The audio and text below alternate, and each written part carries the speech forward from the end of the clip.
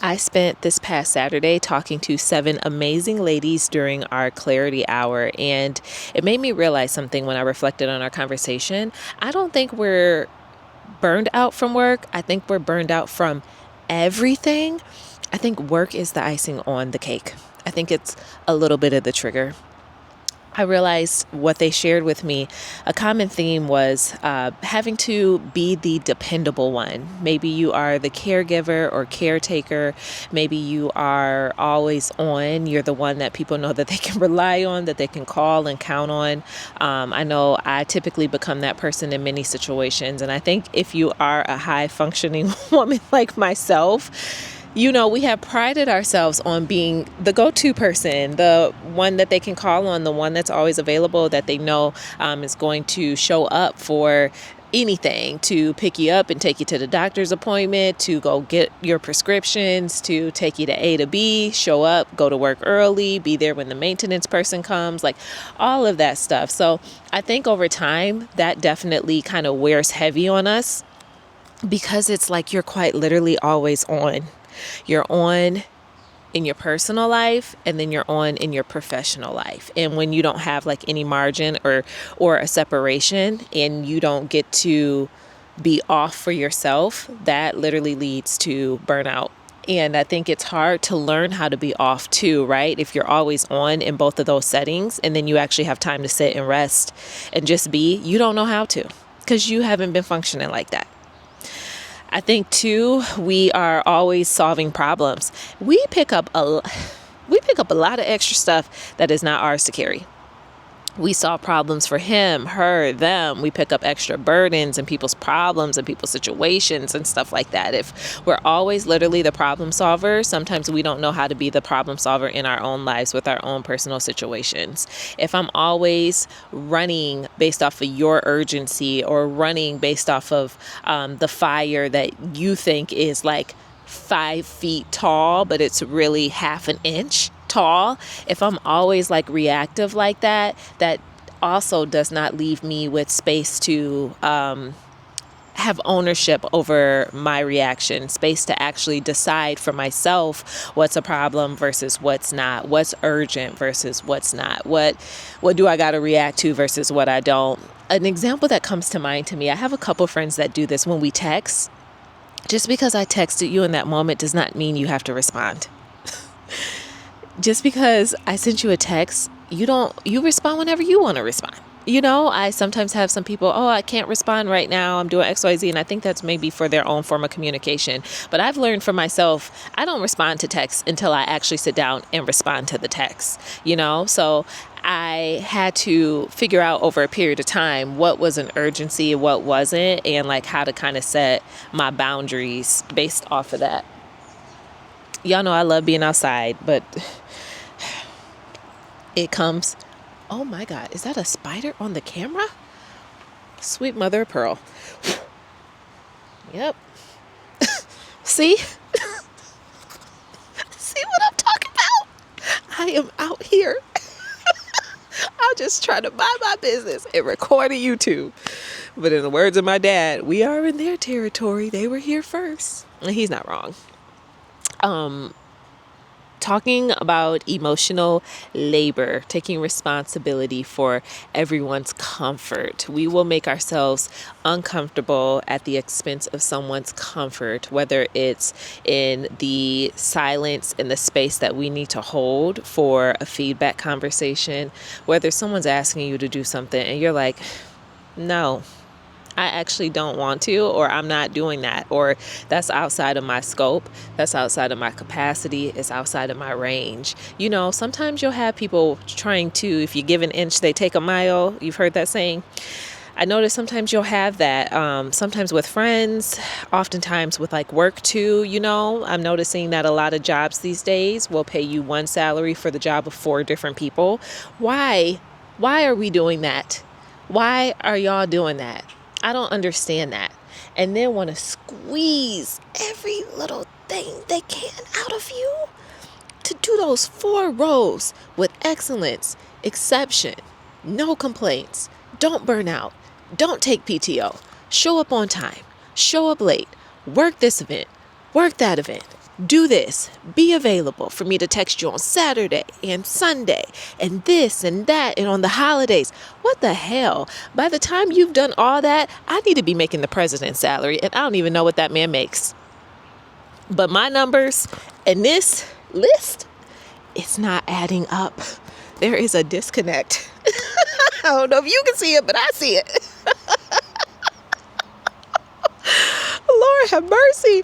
And then on top of that, if you are already a high functioning woman, oh my God, my eyes gonna start twitching. You are naturally going to pick up other people's burdens unintentionally, because our plates are already so full. I don't need extra. Okay, this plate is to the brim. I don't need extra, but I'm picking up extra. And that's an area where God is personally working on me with right now, like not picking up other people's burdens or burdens that he didn't tell me to, and being okay with the responsibility of what he has given me, instead of like taking up more, and your urgency, your issue does not mean that it's my urgency or my issue. It's a lot of learning happening there. And I also wanted to just touch on why rest doesn't fix your overwhelm when the issue is responsibility. Rest, let me say that again, rest doesn't fix your overwhelm when the issue is quite literally responsibility. When we think about the things that we're carrying, or even the people that we're responsible for, like I'm a quote unquote caretaker, like for my father, from a financial standpoint, taking him to his appointments when I can, if I'm in town, when I'm not working, because I work out of town right now. But sometimes I do have to set boundaries with that. And sometimes that's not easy to do. I have to understand what's urgent and requires me versus what doesn't. I'm also in this weird space where it's like, okay, yeah, my parents are older, but now I feel like I'm the parent, if that makes sense. Like I'm kind of parenting the parents in an aspect, because they do depend on me more and rely on me more, between them being in their 60s and their 70s. My parents are 11 years apart. So when I'm already carrying a lot with like work, with my personal, with relationships, with people I do life with, and then you add like family in the mix too, it can be very overwhelming if you don't know how to start to manage your boundaries. If you don't know how to start managing your boundaries, you can be extremely overwhelmed by that. So I don't think our burnout is just from work. I think the burnout is from all of those other different factors that we are quite literally carrying in our day-to-day lives. I think work can definitely be like a trigger for some of those situations for a lot of us too. And it's definitely like, propelled me in a different way of making sure that I work towards like finding options and making sure that I create margin and space in my life. Even with the job, because I enjoy working. It's not that I don't want to work. I'm not saying that I don't want to. I'm literally in grad school right now to change careers, and I'm excited to get into the work that I love. I'm excited to get into the work that aligns. I'm excited to do what I feel like God has called me to do, and I'm also understanding how I'm working through these things in real time, and maybe me working through these things in real time is going to be like an even better benefit to the clients that I like help in the near future. Yeah, it's just my random thoughts. But something that I also noticed too, let's see, I want to share this with y'all. Noticing themes here around even like Saturday's conversation and themes in the comments. Y'all are exhausted. You feel trapped. A loss of who you are. Lack of options. And there's a huge fear of starting over.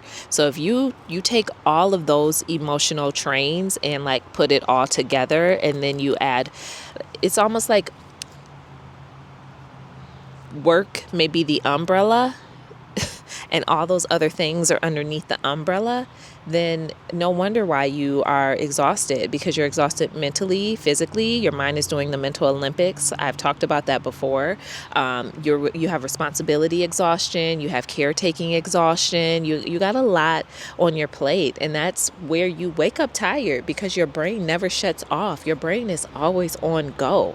It's always on. Even when you sleep, it's still on.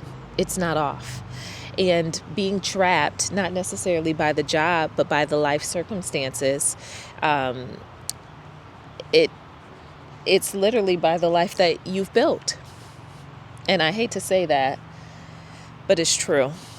And I did a video not too long ago about, I think it was about me being exhausted, but talking about how I built a life that I don't love. So how do I build a better one? And not better as in like more elevated and fancier, like better as in true, as in aligned, as in who I am, not based off of these things that I'm sharing with you, these emotional like roller coasters that I'm sharing with you guys, because I think y'all are wanting the same thing too. If we feel trapped, we got to get untrapped. How do we get untrapped? Like, now that's the focus, right?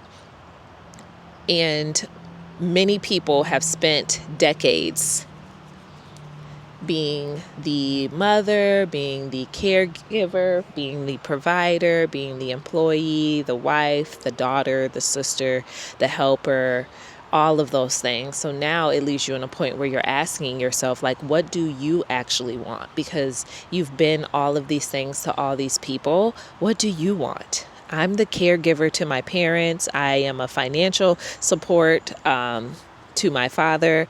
I am an employee. I am a sister. I'm an auntie. I'm a friend. I'm kind of like a friend slash therapist to a whole different group of friends.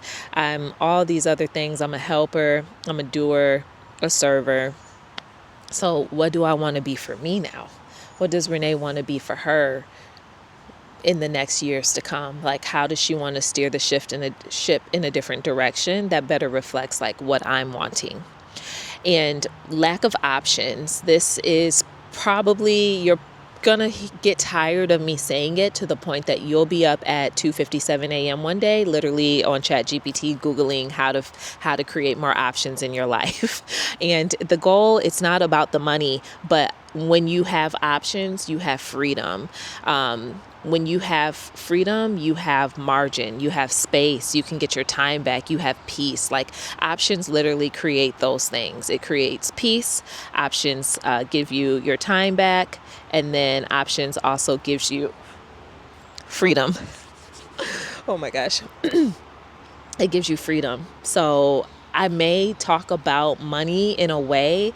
I may talk about figuring out how to use your skill sets, figuring out how to use what you've been doing for 10, 15, 20 years to be able to leverage to get you options. I may talk about those things, but it's because we're trying to build leverage. We're trying to build leverage in your life, right? Like, my leverage has been through my YouTube channel.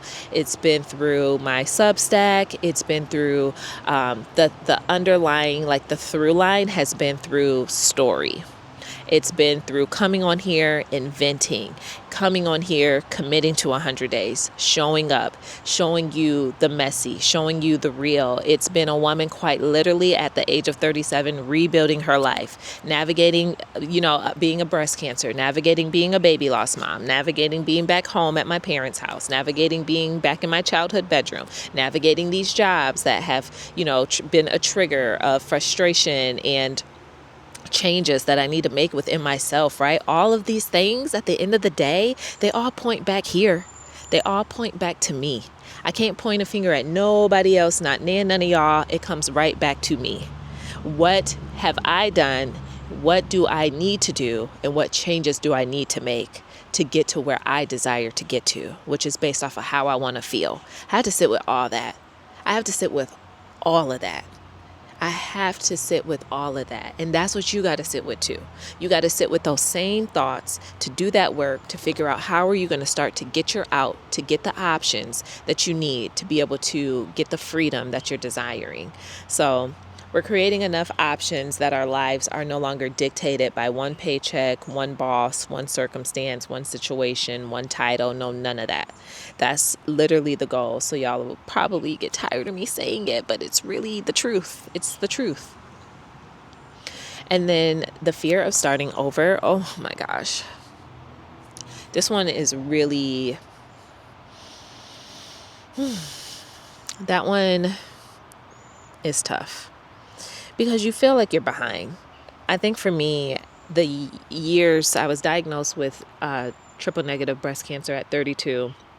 I'm 37 now, so please clap for me because I am alive and I'm here.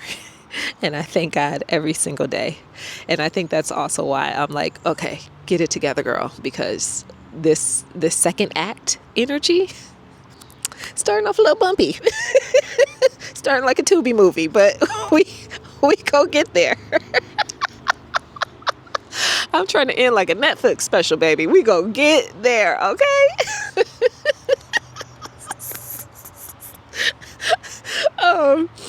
But that starting over stuff,